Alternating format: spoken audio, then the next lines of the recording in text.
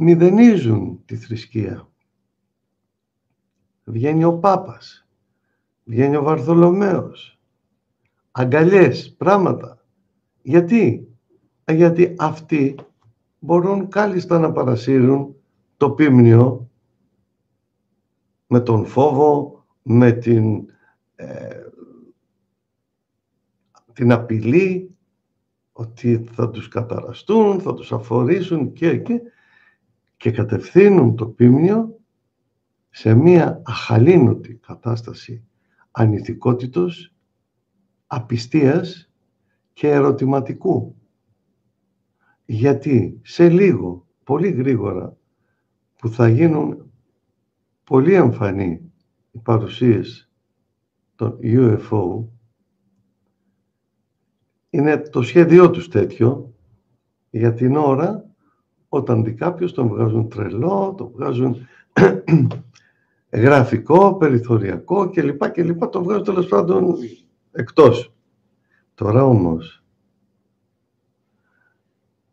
κάνουν την εμφάνισή τους τα θετικά σκάφη.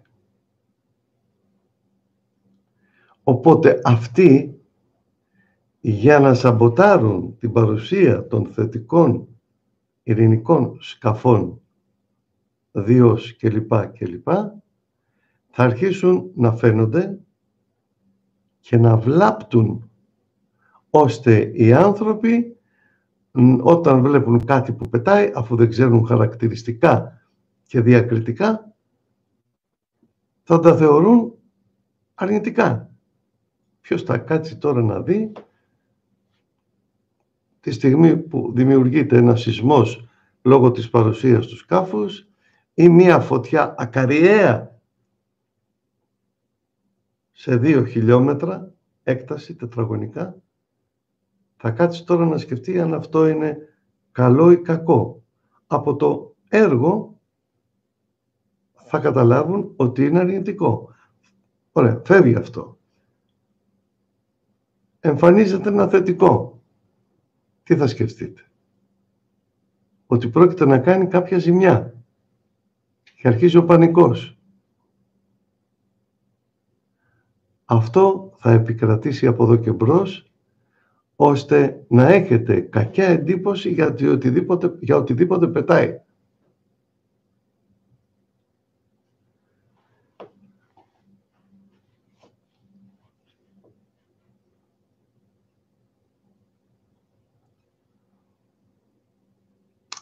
Είναι φρικτά αυτά τα πράγματα που σας λέω, γιατί εγώ σας τα λέω τώρα με λόγια.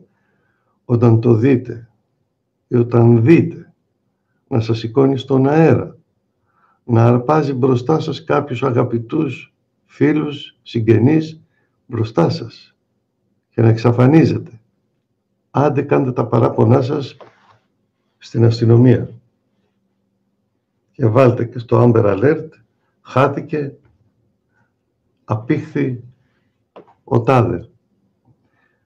Απλά μπαίνουμε σε αυτό το πρόγραμμα του τρόμου των εξωγήινων. Θα μου πεις, ρε Παναγιώτη, καλά, γιατί τα θετικά δεν χτυπούν τα αρνητικά? Διότι η επέμβαση όταν θα γίνει ολοκληρωτική και όχι σε μεμονωμένα περιστατικά. Καλά, και η θρησκεία τι ρόλο παίζει?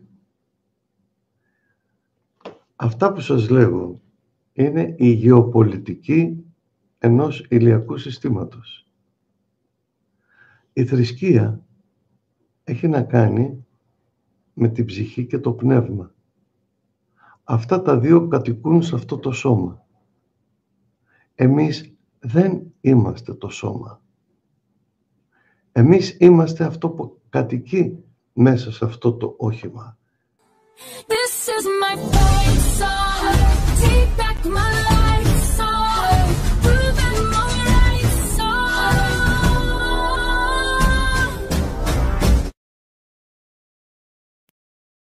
Φίλοι μου, γεια σας.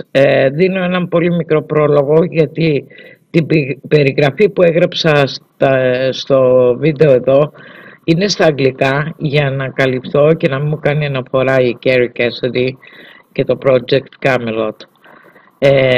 Μια και το βίντεο που θα δείτε είναι ένα πολύ μικρό απόσπασμα από την 3ωρη πολύ ενδιαφέρουσα συνέντευξη που πήρε η Cassidy από τον William Tompkins.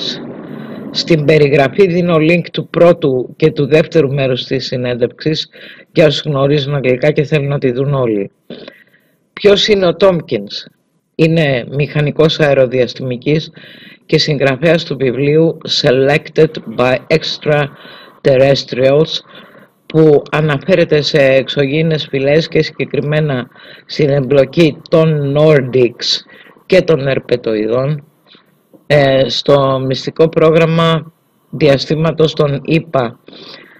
Αναφέρεται επίσης στην φύση των Ερπετοειδών, στις ρίζες της παιδοφιλίας και των σατανιστικών τελετουργικών.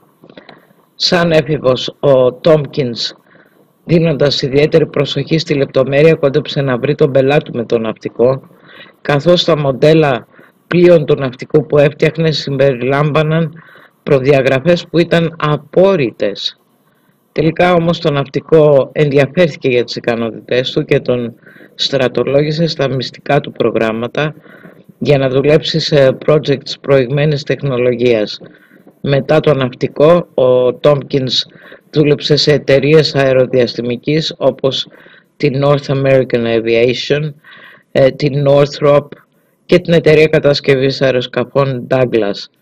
Βοήθησε τέλος και με τα διαστημικά προγράμματα Κρόνος και Απόλλων στη NASA. Ακούστε τον. We're going to have to step back our thinking here to the people on this planet. Okay. They don't know there's extraterrestrials. Yeah. They don't know that there's not just one of them. Maybe we've got thousands. Maybe we've got billions of extraterrestrials. The latest number, just recently, we doubled the number again. We now have 200 trillion galaxies out there. Mm-hmm. And to say that we're the only intelligent people in this universe is naive. You know that reptilians and Draco, you know, the blood sacrifices, the whole Luciferian thing, the kids being killed and eaten. I mean, that humans have been eaten and taken off planet, et cetera, and used for slaves in other colonies, etc. I hate to say that, but that's far worse than what you've just said. It's far worse. Yes, far worse. Far worse, yeah. And that the whole blood situation is it's unbelievable, and right. I don't know how we say that to the public. I don't know how.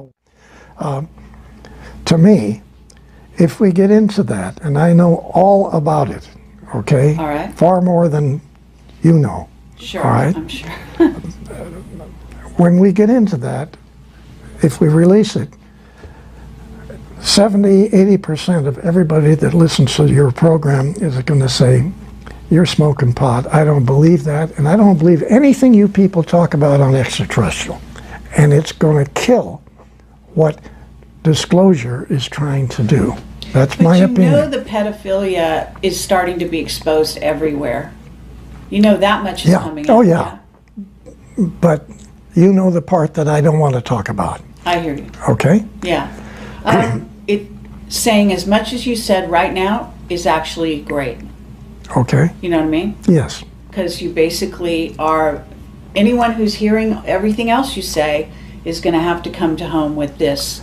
And if they want to know more, it's out there. It's more and more, it's out there. Yeah. Now, I'm not going to speak for Bob, but Bob Wood, Dr. Wood, who's worked with me on my book, okay? Yes. He's a genius. If we were in the conference room and we were talking and there was a big table there, he would have his fist like this and he would slam that table. I want every GD thing exposed. I want it all Good out. for him. That's lovely to hear. And I have to say, I'm having a hard time disagreeing with him, but Well, we can do another interview on that subject so that, you know, this one, it goes out, because I know you really want this information out. You want people to start to wake up, and we don't want to turn them off to any... we don't want, you just said it, we don't want them to be turned off. We don't want them to not believe what's being said, okay? I know, but and this, yeah, it's... and some, we can get into it partially, but I'm saying, I personally don't want to be involved in doing what Bob wants to do. It's too heavy. I think it's gonna really hurt getting more people to get involved in this subject. Okay, they're going to say that Bill Tompkins is smoking pot. I don't believe one damn word. I don't want to hear about any of this. Okay, I don't want to hear about it. My philosophy on this, which is, humans are not protecting themselves. They're not protected. And so if you don't warn them, you're culpable. The next time somebody gets snatched and eaten or taken away, or their child, and I'm more concerned about the children, obviously, than anything else. That's, you know. That's it. That's what... And so that's my statement. My statement is, I care about the children, and I want to protect the children. How can you protect a child? You must tell them. You must tell their parents what's happening, what's really going on this planet. And it's about time we humans are able to protect ourselves. There's a lot of New Agers out there who want nothing but to believe that there's ETs, definitely, but they're all hearts and flowers and good guys. Right. Yes. And this is such a dangerous thing to put out there, because again, you get humans that will not be able to protect themselves. That's also not understand. Some people get the wrong idea about Camelot, but I'm actually in favor of the military. I know it sounds crazy, but I actually understand that we have a lot of military that are putting their lives on the line. Yes. In a daily basis to protect humans that have absolutely no idea that they're in danger. You're right. Absolutely. I agree. And that's got to change. Yeah, it's got to change. Yeah. So, I realize that people have no idea what a brave man you are.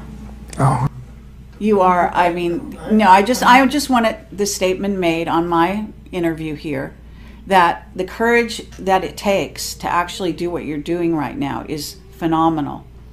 Really it is. See, I can get away with this because I'm a journalist and I can say anything and people will say, she's crazy, and just not listen. But someone with your stature, with your reputation and your documentation and where you were and where you come from and all of that, this is substantial. I don't think people can ignore you. I don't think they can. Well, I sure hope they don't, because frankly, we need help. Yeah. We need everybody involved in this. That's not a lie. We need help. Yes. The Navy had been involved with the German facilities in Antarctica and the Draco reptilian facilities in caverns in the Antarctica. And you have Draco reptilian guys running your governments of every country on your planet. Every government.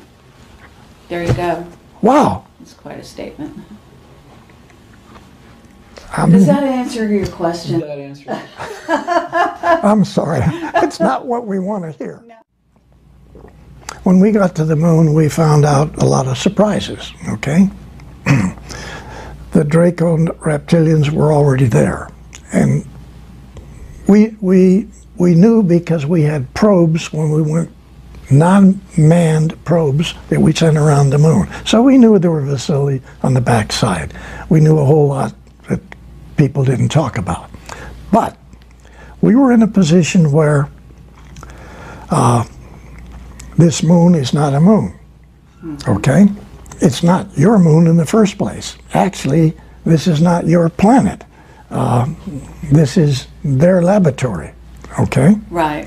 Okay, the Dracos, you mean, or the reptilians? Draco-reptilian slash Okay. reptilian. And I'm going to ask you what they all look like and all that, you know, at some point. Okay. Because I know. Okay, let's get to when it was. Was it Neil Armstrong landed on the moon, and he said that thing that you heard him say, and Michael wants to get real specific about this. So basically, there were 7 huge craft there, and you said on one of the shows out there, you said that the reptilians actually showed up beneath their craft, and they gave the finger. Okay, they were parked around the side of the, On the crater. Yeah. Okay, they were not parked on it; they were Right. floating above it. Okay, yeah. So there were hundreds of these 9-foot reptilian guys standing with their legs. Hundreds. Yeah, they were all the way across underneath their vehicles, Okay, standing so on the 9 crater. feet, and what do they look like?